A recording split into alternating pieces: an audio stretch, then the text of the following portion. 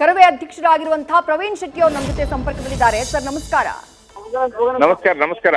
ವಿಷಯ ಗೊತ್ತಾಗಿದೆ ಅಂತ ಭಾವಿಸ್ತೀನಿ. ಅನ್ನ ಕೊಡುವಂತಹ ರೈತನಿಗೆ ಮೆಟ್ರೋದ ಒಳಗಡೆ ಎಂಟ್ರಿ ಇಲ್ಲ, ಕಾರಣ ಅವನ್ ಬಟ್ಟೆ ಮಣ್ಣಾಗಿದೆ, ಒಳಗಡೆ ಬಿಡೋದಕ್ಕೆ ಸಿದ್ಧರಿಲ್ಲ. ಸರ್ ಏನ್ ಹೇಳ್ತೀರಿ ಇಂಥ ಮನಸ್ಥಿತಿ ಬಗ್ಗೆ ಸಿಬ್ಬಂದಿಯದ್ದು? ನಮ್ಮ ಮೆಟ್ರೋ ನಮ್ಮ ಹೆಮ್ಮೆ. ಆದ್ರೆ ಇವತ್ತಿನ ಉತ್ತರ ಭಾರತದಿಂದ ಬಂದಂತ ಅನೇಕ ಅಧಿಕಾರಿಗಳು ಹಳೆ ಬಟ್ಟೆ ಇದೆ ಅಂತೇಳಿ ಮೆಟ್ರೋದವರ ವಿರುದ್ಧ, ನಮ್ಮ ಪ್ರಯಾಣಿಕರ ವಿರುದ್ಧ ದೌರ್ಜನ್ಯ ಮಾಡಿರೋದನ್ನ ಕರ್ನಾಟಕ ರಕ್ಷಣಾ ವೇದಿಕೆ ತೀವ್ರವಾಗಿ ಖಂಡಿಸ್ತೀವಿ. ನಮ್ಮ ಸರ್ಕಾರಗಳಿಗೆ, ಕೆಲವು ಅಧಿಕಾರಿಗಳಿಗೆ ರೈತರ ಮಕ್ಕಳು ಹಳೆ ಬಟ್ಟೆ ಹಾಕೊಂಡವರು, ಚಪ್ಪಲಿ ಇಲ್ದಿದ್ದವ್ರನ್ನ ನೋಡಿದ್ರೆ ಆಗಲ್ಲ. ಅವ್ರ ವಿರುದ್ಧ ಈ ರೀತಿ ದೌರ್ಜನ್ಯಗಳನ್ನ ಪದೇ ಪದೇ ಮಾಡ್ತಾ ಇರ್ತಾರೆ. ಬೆಂಗಳೂರು ನಗರದಲ್ಲಿ ಅನೇಕ ಸ್ಟಾರ್ ಹೋಟ್ಲ್ ಇರ್ಬೋದು, ಪಬ್ಗಳಿರ್ಬೋದು, ಕ್ಲಬ್ಗಳಲ್ಲಿ ಚಪ್ಪಲಿಗಳು ಹಾಕೊಂಡು ಹೋದ್ರೆ ಬಿಡಲ್ಲ. ವಿಧಾನಸಭೆಯಲ್ಲೂ ಸಹ ಈ ರೀತಿ ಅನೇಕ ಚರ್ಚೆಗಳಾಗಿದ್ದಾವೆ. ಆದ್ರಿಂದ ಅಂತ ಅಧಿಕಾರಿಯನ್ನ ಈ ಕೂಡಲೇ ಸಸ್ಪೆಂಡ್ ಮಾಡ್ಬೇಕನ್ನುವಂತ, ಅಮಾನತಲ್ಲಿ ಇಡ್ಬೇಕನ್ನುವಂತ ಒತ್ತಾಯವನ್ನ ಮಾಡ್ತಾ ಇದೀವಿ. ಮತ್ತೆ ಏನು ಕನ್ನಡ ನಾಮಫಲಕದಲ್ಲಿ 60 ಭಾಗ ಅಂತ ಏನು ಹೇಳ್ತಾರೆ, ಅದೇ ರೀತಿ ಕೆಲಸದಲ್ಲೂ ಸಹ 80% ಭಾಗ ಈ ನೆಲದ ಮಕ್ಕಳಿಗೆ ಕೊಡ್ಬೇಕು.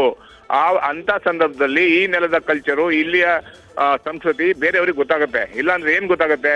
ಬೇರೆಯವರ ದೌರ್ಜನ್ಯ ತಡ್ಕೊಂಡು ನಾವು ಸಾಕಾಗಿದೆ. ಮೆಟ್ರೋದಲ್ಲಂತೂ ಉತ್ತರ ಭಾರತದವರೇ ಜಾಸ್ತಿ ತುಂಬ್ಕೊಂಡ್ ಬಿಟ್ಟಿದ್ದಾರೆ. ಆದ್ರಿಂದ ಈ ನೆಲದ ಮಕ್ಕಳಿಗೆ ಕೆಲಸವನ್ನ ಕೊಡ್ಬೇಕನ್ನೋಂಥ ಒತ್ತಾಯವನ್ನ ಮಾಡ್ತಿದ್ದೀವಿ. ಮತ್ತೆ ಅಂತ ಅಧಿಕಾರಿ ವಿರುದ್ಧ ತೀವ್ರವಾದಂತಹ ಹೋರಾಟವನ್ನ ನಾವು ಹಮ್ಮಿಕೊಂತೀವಿ. ಈಗ ಬೆಂಗಳೂರಲ್ಲಿ BMTC ಹೇಗೋ ಅದೇ ರೀತಿ ಜೀವನಾಡಿಯಾಗಿರೋದು ನಮ್ಮ ಮೆಟ್ರೋ. ಅದೇನು ಖಾಸಗಿ ಪ್ರಾಪರ್ಟಿ ಅಲ್ಲ ನಮ್ಮ ಮೆಟ್ರೋ ಅನ್ನುವಂಥದ್ದು, BMRC ಅಲ್ಲ ಅನ್ನುವಂಥದ್ದು. ಅಂತಹ ಜೀವನಾಡಿಯಲ್ಲೂ ಇದೇ ತರಹದ ಒಂದು ಮೆಂಟಾಲಿಟಿ ಆದ್ರೆ ಹೇಗೆ ಅಂತ ಹೇಳಿ ಸರ್?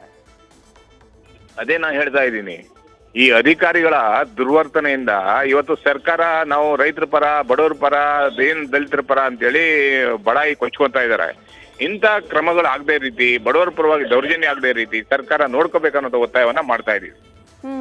ಕರ್ನಾಟಕ ರಕ್ಷಣಾ ವೇದಿಕೆಯವರು ಇದ್ರ ಪರವಾಗಿ ಏನಾದ್ರೂ ಅಮಾನತಲ್ಲಿ ಇಟ್ಟಿಲ್ಲ ಅಂದ್ರೆ ನಮ್ಮ ಹೋರಾಟ ತೀವ್ರವಾಗಿರುತ್ತೆ. ಹೋರಾಟವನ್ನ ತೀವ್ರವಾಗಿ ಮಾಡ್ತೀವಿ ಅನ್ನೋ ಎಚ್ಚರಿಕೆಯನ್ನು ಕೊಡ್ತಾ ಇದೀವಿ. Right sir. Thank you News First ಜೊತೆಗೆ ಮಾತನಾಡಿದ್ದಕ್ಕೆ. ಇದು ಕರವೇ ಅಧ್ಯಕ್ಷರಾಗಿರುವಂತಹ ಪ್ರವೀಣ್ ಶೆಟ್ಟಿ ಅವರ ಮಾತು. ಕ್ರಮ ಆಗದೇ ಇದ್ರೆ, ಯಾವ ಮೆಟ್ರೋ ಸಿಬ್ಬಂದಿ ಈ ರೀತಿ ವರ್ತನೆಯನ್ನ ತೋರಿದ್ದಾರೋ ಅವರ ವಿರುದ್ಧ ಕ್ರಮ ಆಗದೇ ಇದ್ರೆ ಕರ್ನಾಟಕ ರಕ್ಷಣಾ ವೇದಿಕೆ ಖಂಡಿತವಾಗಿಯೂ ಹೋರಾಟವನ್ನ ಮಾಡುತ್ತೆ, ನಾವು ಪ್ರತಿಭಟನೆಯನ್ನ ಮಾಡ್ತೀವಿ ಅನ್ನುವಂತಹ ಮಾತನ್ನ ನ್ಯೂಸ್ ಫಸ್ಟ್ ಮೂಲಕ ಕರವೇ ಅಧ್ಯಕ್ಷರಾಗಿರುವಂತಹ ಪ್ರವೀಣ್ ಶೆಟ್ಟಿ ಹೇಳಿದ್ದಾರೆ. ನಮ್ಮ ಮೆಟ್ರೋದಲ್ಲಾಗಿರುವಂತಹ ಘಟನೆ ಇದು. ರಾಜಾಜಿನಗರ ಮೆಟ್ರೋ ನಿಲ್ದಾಣದಲ್ಲಾಗಿರುವಂತಹ ಘಟನೆ.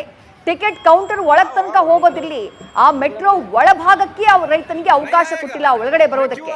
ಕಾರಣ ಬಟ್ಟೆ ಗಲೀಜಾಗಿದೆ, ಅವ್ರು ನೀಟ್ ಆಗಿಲ್ಲ, ಮೈಯೆಲ್ಲ ಕೊಳೆಯಾಗಿದೆ, ಹೀಗಾಗಿ ನಾವು ಬಿಟ್ಕೊಳ್ಳೋದಿಲ್ಲ ಅಂತ ಹೇಳಿ ಅಲ್ಲಿ ಪ್ರಯಾಣಿಕ ಪ್ರಶ್ನೆ ಮಾಡಿದಂತಹ ಸಂದರ್ಭದಲ್ಲೂ ಕೂಡ ಮೆಟ್ರೋ ಸಿಬ್ಬಂದಿ ಆತನ ಜೊತೆ ವಾಗ್ವಾದಕ್ಕೆ ಇಳಿದು ಬಿಡ್ತಾರೆ.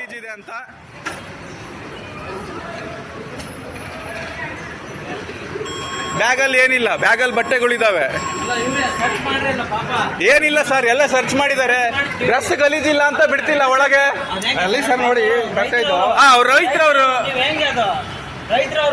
ನೀವು ಯಾರಿಗ್ ಮಾಡ್ತೀರೋ ಮಾಡಿ.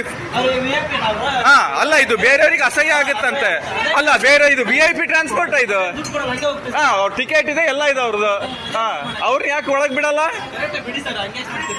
ಆತರ ಬೋರ್ಡ್ ಇದಂತೆ, ಗಲೀಜ್ ಗಟ್ಟೆ ಹಾಕೊಂಡ್ರಿಗೆ ಬಿಡಲ್ಲ ಅಂತ. ಎಲ್ಲಿ ತೋರ್ಸು ಅಂತೆ ಬೋರ್ಡ್. ದುಡ್ಡಿಲ್ಲ, ಹಾಕೊಂಡಿದಾರ ಅವರು. ನಾನ್ ಚೆನ್ನಾಗಿ ಹಾಕೊಂಡಿದ್ದೀನಿ, ನನಗೆ ಫ್ರೀ ಬಿಡ್ತಾರಾ? ನಂದು ಹೆಂಗಿದ್ ನೋಡಿ, ಲಕ್ಕ ಉಳಿದ್, ನನಗ್ ಬಿಡ್ತಾರಾ ಫ್ರೀಯಾಗಿ?